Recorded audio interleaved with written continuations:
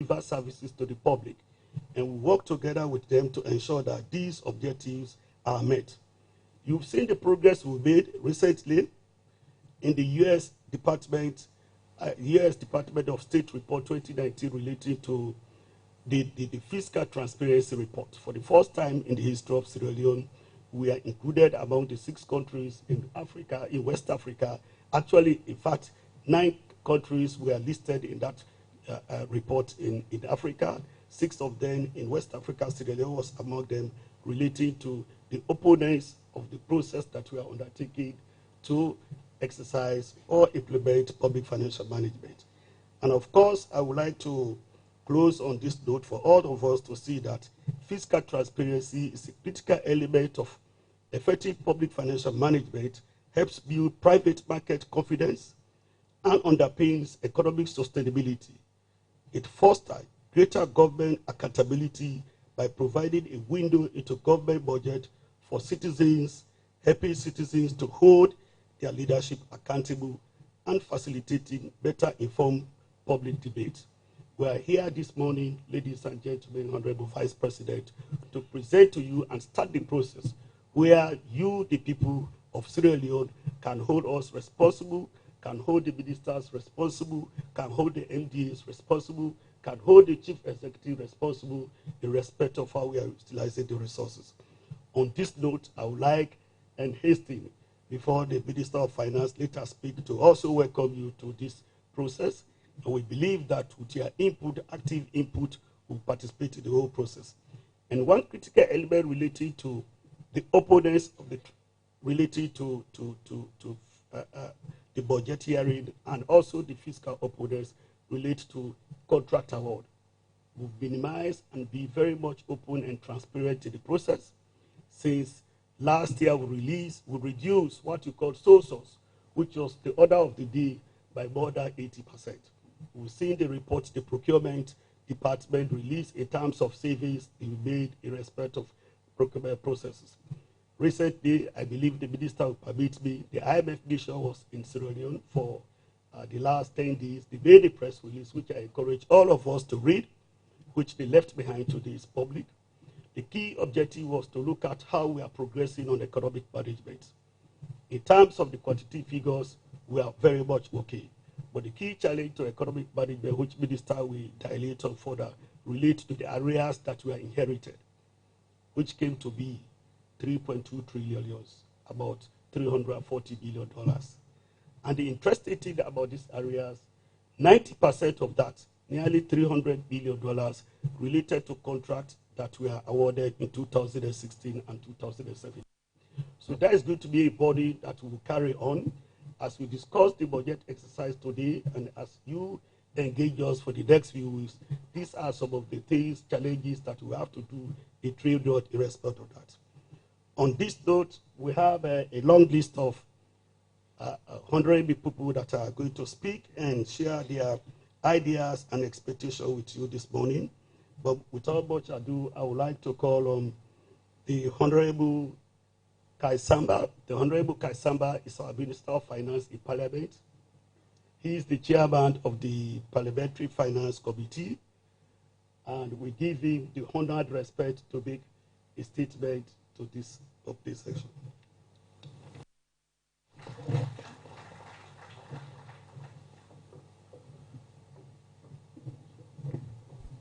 Well, that can be the voice of the financial sector. Mr. Chairman, the Honorable Vice President, and now another listen to distinguished Chairman ladies and gentlemen, Committee good and morning. Parliament, Honorable Kaisamba. Like the Chairman rightly mentioned,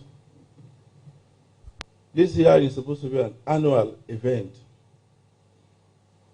We are formally having the policy hearing today.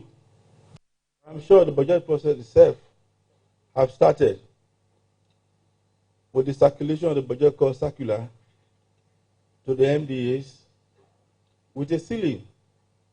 And of course, for them to eventually fill those circulars, and of course the budget hearing and the budget discussions that will follow afterwards.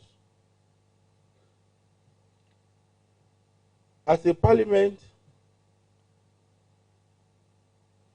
we've been invited here on the expectations from MDA with regards the 2020 budget. But before I come to the expectations of the MDAs, we equally have expectations from the Minister of Finance. Like the chairman said, they are supposed to formulate policies for the good running of the economy of the country. And so over the years, we've had concerns and probably challenges from MDAs with regards late payment of allocations, which eventually, and many a time, will disturb their implementations with regards to the activities they have.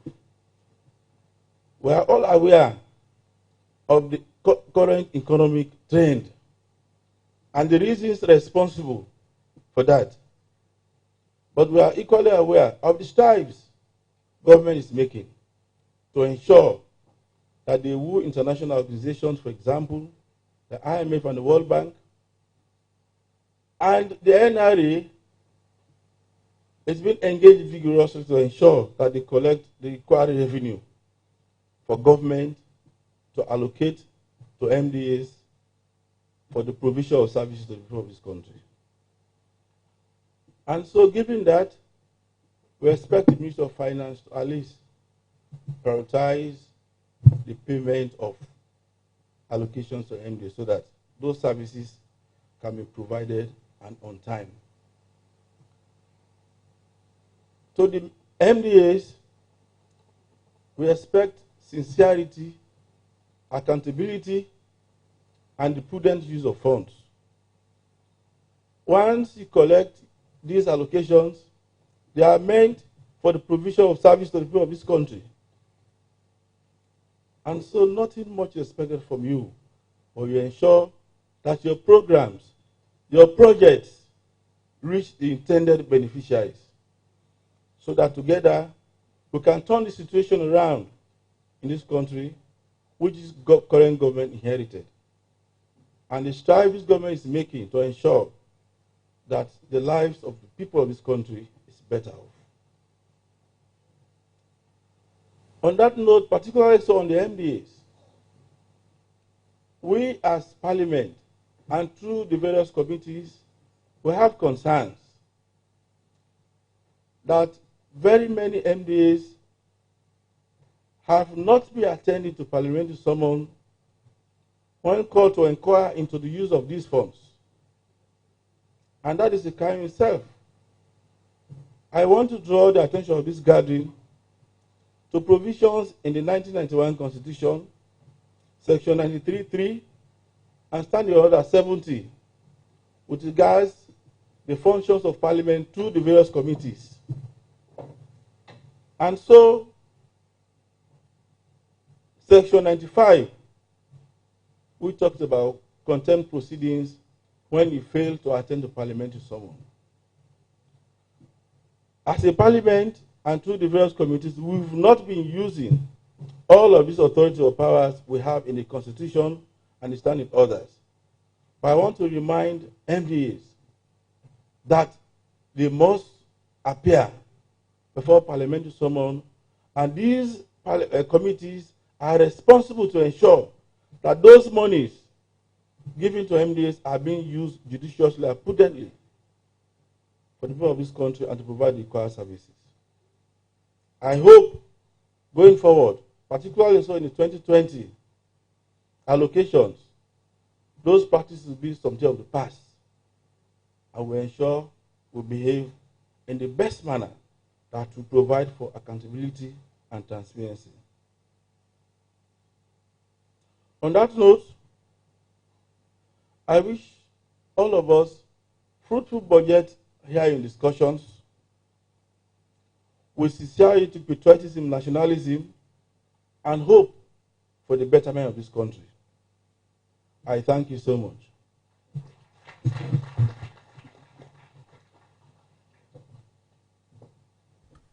Well, That's now Honorable Kaisamba, we na the chairman on Finance Committee in Parliament. We begin your statement. Also, a major among within a talk gets for do with advice to the Ministry of Finance for letting the fast track the payment of allocations to the Ministry's departments and agencies them for letting go able for the do the thing them within the policies them when they don't propose for the financial year. And also it asks the ministries, departments of agencies them to be sincere and accountable for the allocations them where the Ministry of Finance can give them because of service delivery for the nation. The minister will speak to that very soon to tell you that there is much improvement this year in respect of budget execution than before. I cannot release it. And of course, joining us to call on MDAs to deliver services. You don't need to have 50 billion euros to deliver. If you are expecting 20 billion and you get 1 billion, I believe you can do something with the 1 billion that people can respond to you. On this note, we have our sister ministry, the Ministry of Finance, one of the few divorce cases that happen peacefully, and we are always at each other's door, eating together. We cannot even think that we divorce. We call on the Minister, Acting Minister of Development and Economic Planning, Dr. Sakandas, to make a statement on the broad theme relating to the National Development Plan, which was launched in November 2018.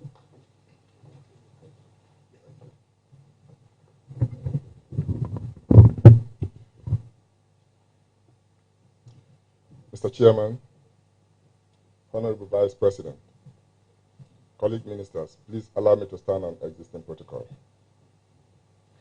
Let me start by thanking the Minister of Finance for successfully convening this year's policy hearing on the national budget for the fiscal year 2020, and to thank all of you for being part of it.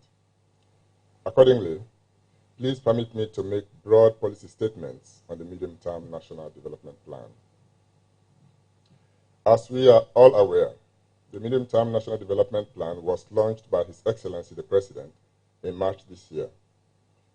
At the launch, HE underscored that all government interventions and support from our development partners should be guided by the priorities of the development plan.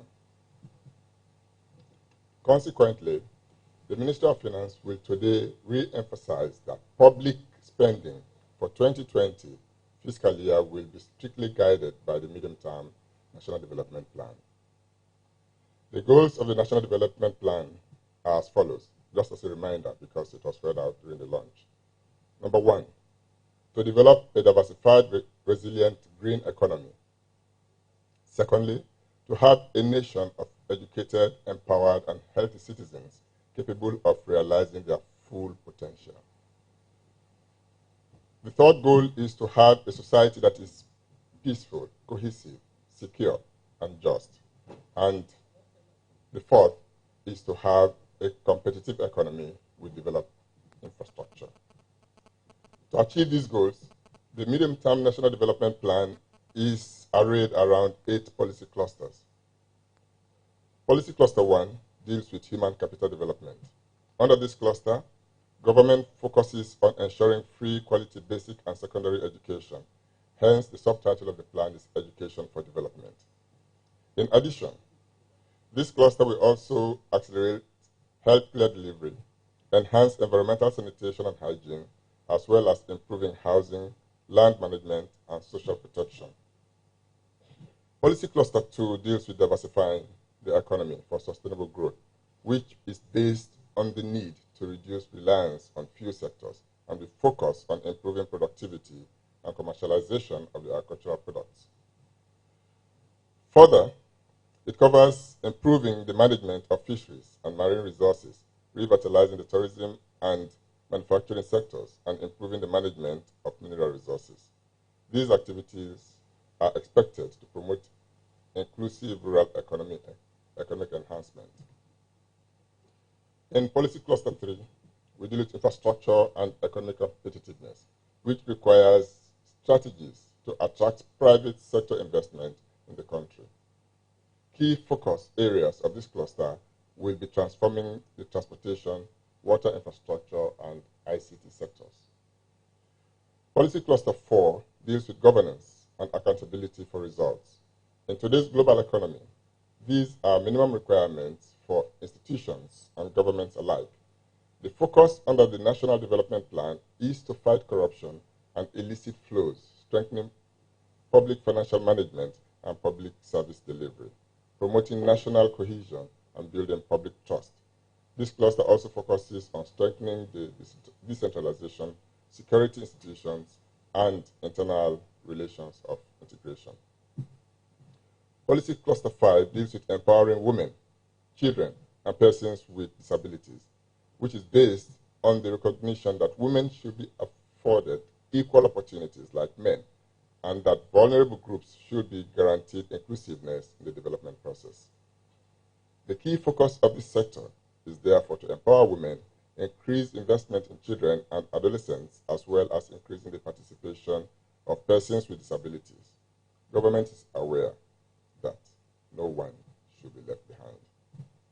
Policy Cluster 6 covers youth, sports, and migration, which is aimed at providing adequate employment and socio-economic opportunities for the youth to positively engage in the development process. This is critical because, as per the ILO's definition, the youth constitutes 40% of our total population. This cluster is focused on increasing employment and empowering opportunities for the youth to make illegal migration less attractive.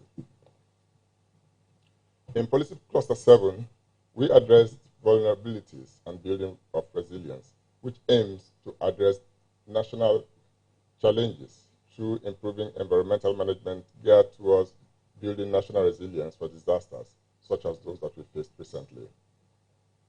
This will be done in line with strengthening forestry management and wetland conservation, as well as improving the overall governance structure to detect and react to early warning signals. The final policy, which is Policy Cluster 8, covers the means of implementation, which is the most critical because it ensures the effective rolling out of the National Development Plan. This cluster deals with the delivery mechanisms of the plan, financing requirements, and monitoring and evaluation components. Indeed, every government ministry, department, and agency falls within one or more of these policy cluster areas. Therefore, all MDAs should clearly align their priorities and project proposals to the relevant clusters.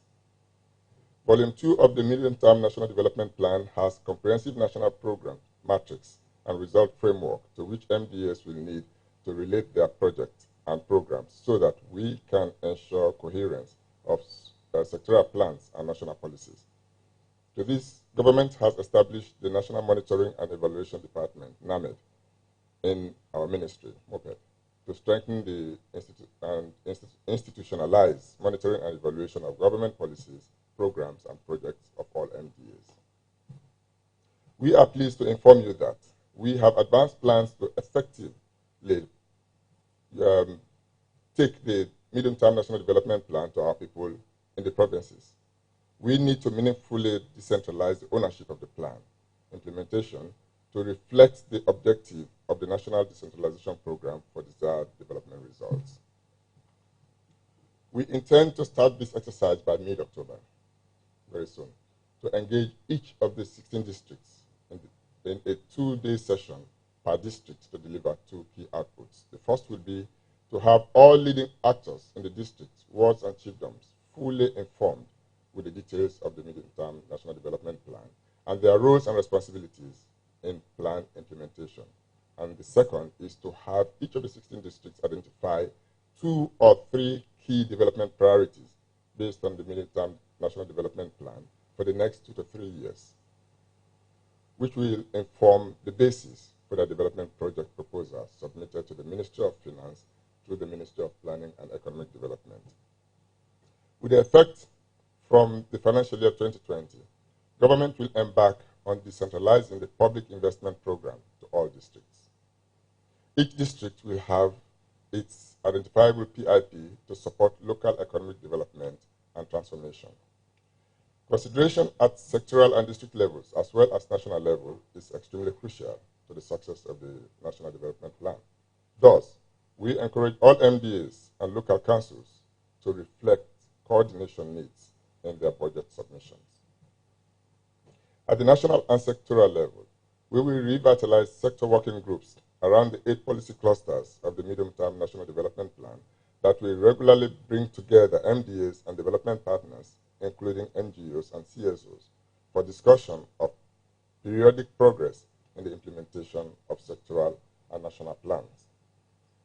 Similar discussions will be held at district levels, where we intend to decentralize development partners committee meetings, which is the DPAC.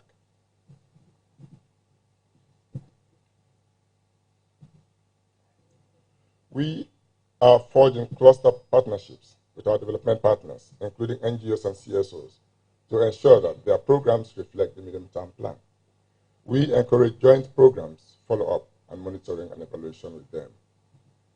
Finally, excuse me, the government will be working with local councils and traditional authorities to ensure that each district has a well-articulated local development plan to comprehensively draw from what chiefdom level needs. Mr. Chairman, Honorable Vice President, distinguished ladies and gentlemen, I want you all to know that these policy pronouncements are consistent with one, the new direction agenda for transforming Sierra Leone into a middle-income country by 2029. Two, they are consistent with Sustainable Development Goals. Three, they are consistent with the African Union's 2063 agenda. And most importantly, they are consistent with the aspirations of Sierra Leoneans to live in a better and prosperous Sierra Leone. As we commence the preparation of the 2020 budget, which is the key instrument to deliver on the National Development Plan, I entreat all MDAs to ensure that their submissions are geared towards achieving the priorities of the National Development Plan. We at the Ministry of Planning and Economic Development believe that together we can all achieve this. Thank you very much.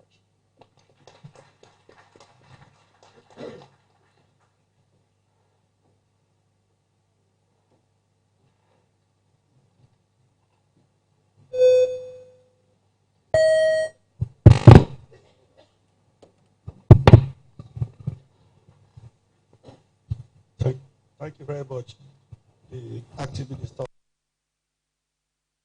One key takeaway from his statement relates to no one should be left out or no one should be left behind. And that is exactly the pivotal commitment of the government in respect of cluster one, which is human capital development. And the progress made is well recognized. One is as one of the early adopters of the World Bank Human Capital Development Project.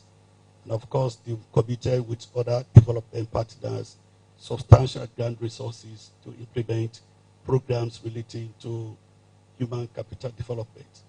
And of course, the recent public exams results, and of course, the event that surrounds it clearly show that we should be committed, and we have no option for us to continue, that there is no mistake to invest huge resources in human capital development, which is the lead cluster of the National Development Plan.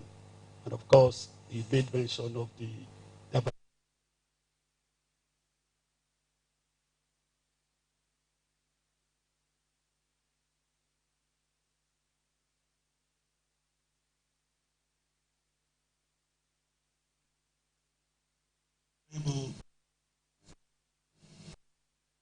of finance.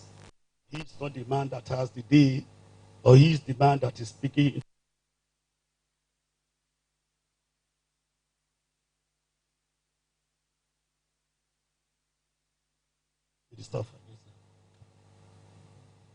Thank you very much, Mr. FS and Chairman of this ceremony. Honorable Vice President, colleague ministers and deputy ministers, heads of department, members of the development partners, society, the press, public, ladies and gentlemen, Good morning to you all. We are here again this year, as usual, on a very important activity, probably the heart of the matter. This is what makes Sierra Leone go forward or backward.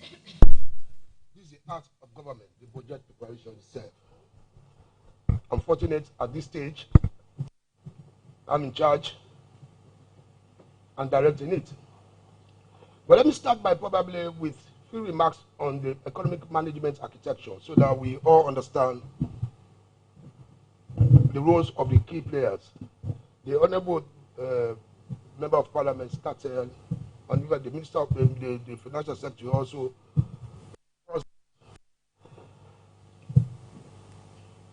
The economic management, the Minister of Finance, but the Ministry of Finance works closely. So these are two.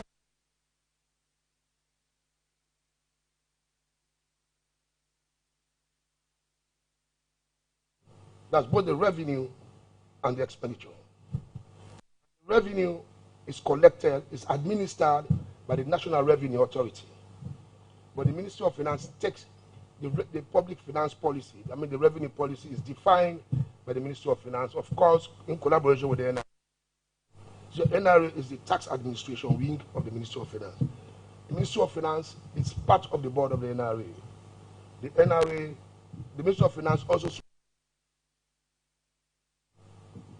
in the case of the central bank that manages the money,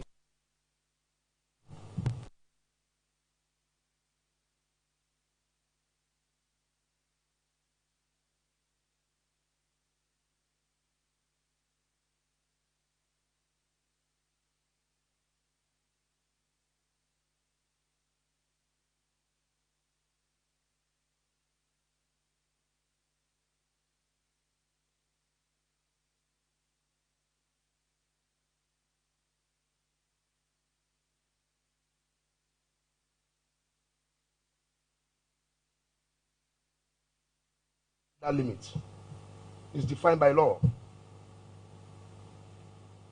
We collaborate only. We don't supervise him. He manages, one, the exchange rate. He manages the monetary policy, interest rates. He manages inflation. That's his role. We define the board policies. So when we are doing the budget, they give us extracts of the key policies. Management of our responsibility. That's one. Then also, when the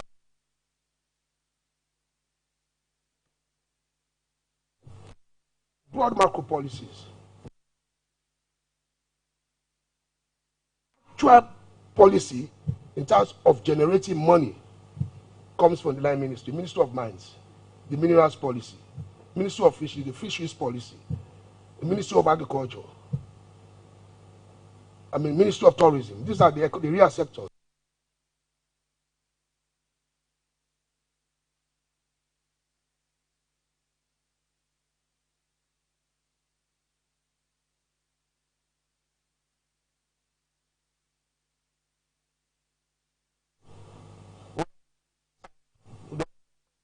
Work yesterday was there schooling. It's the Ministry of Education.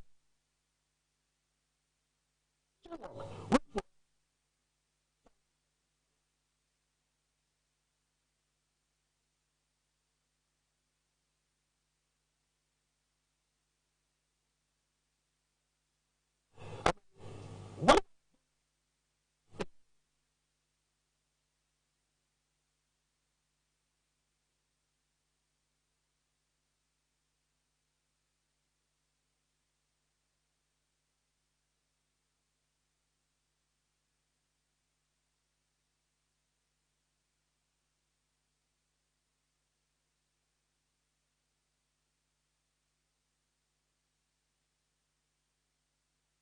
of their money judiciously spent on the ground that changing the lives of people.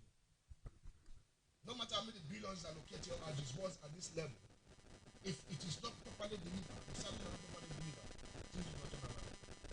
Property will not be used. So that makes these stakeholders present extremely important, probably more important than this one. We are just service providers attending to your call, managing the budget.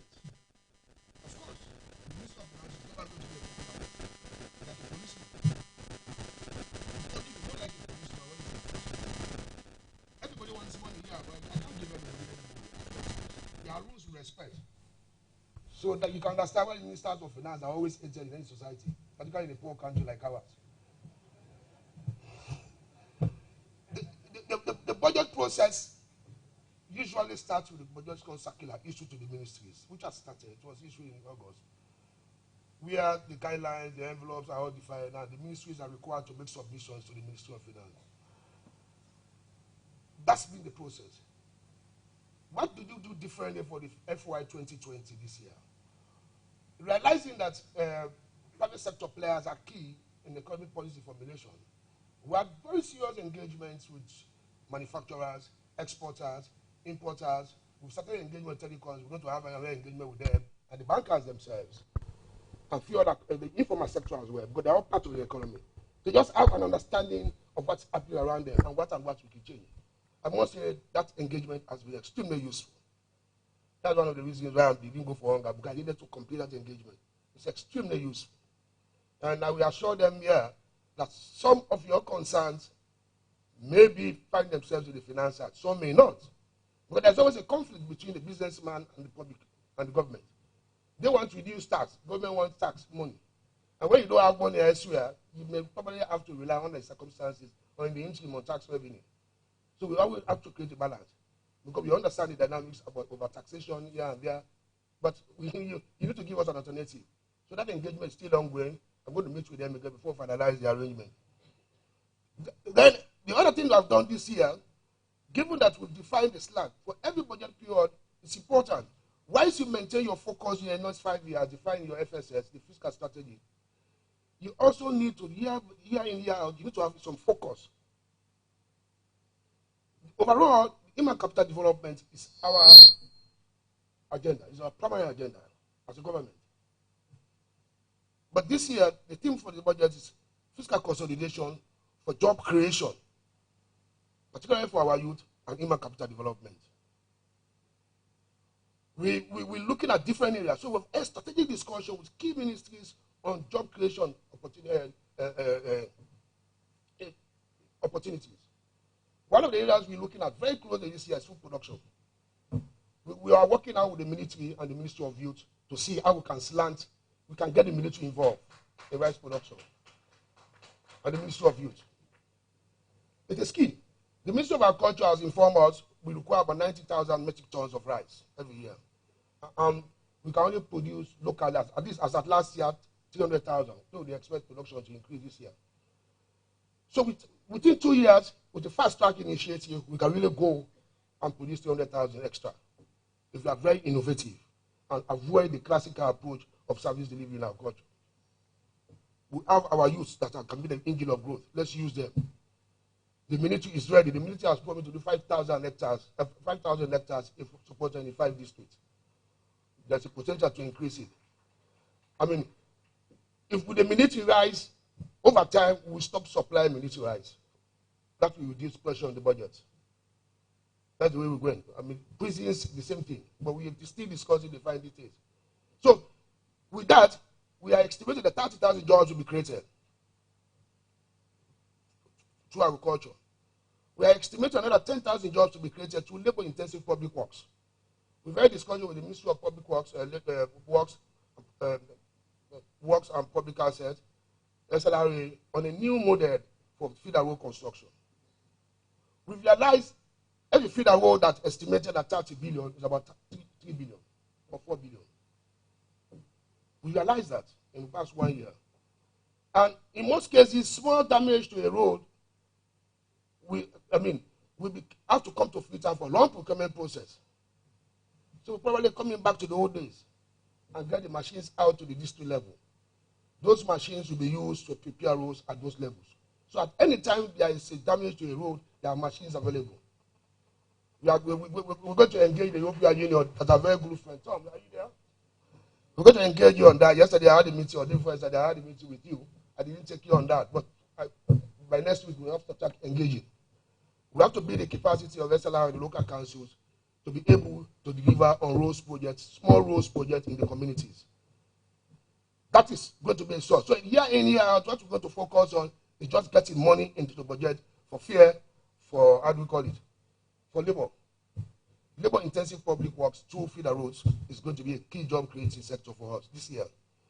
We're also looking at the tree planting.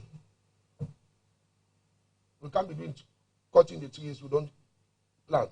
Tree planting is another source of job creation. That's going to be the environmental issue. The process of that is far advanced. I think the documents are with procurement now, and we're going to build on that and make it very big so that communities will really engage in tree planting to take care of the environmental problems. But at the same time, you create jobs for them. Tourism is another area. Tourism has a huge potential for jobs, not necessarily through the hotels, but some around tourist activities. We're looking at it very closely. But more importantly, it's a sector that accounts for about 70% of the urban labor force. That's the informal sector. All literature that I've read in the world points at lack of finance as a major hindrance in the informal sector. We cannot avoid it because we have failed last year. We failed years back.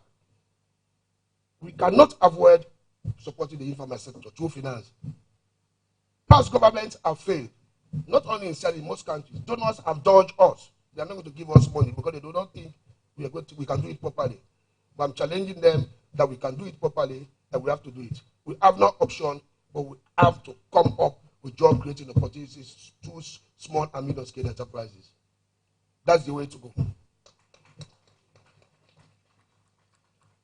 We are also engaging with the Ministry of Energy and Power that's going to really give the energy itself for private sector development.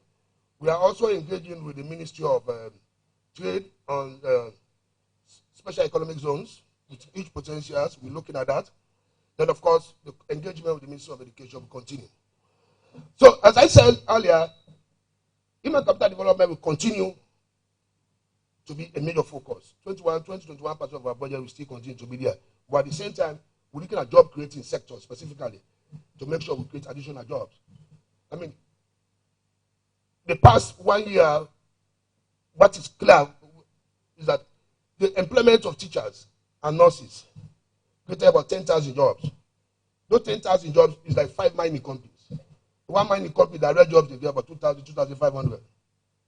So if you target SMEs, you target 10,000. Youth, 30,000. You have huge potentials. And ladies and gentlemen, let me tell you, you have to create the jobs. Without the jobs, there's a security problem. When you create the jobs, you create the income. When you create the income, you solve the bread and butter business in this country.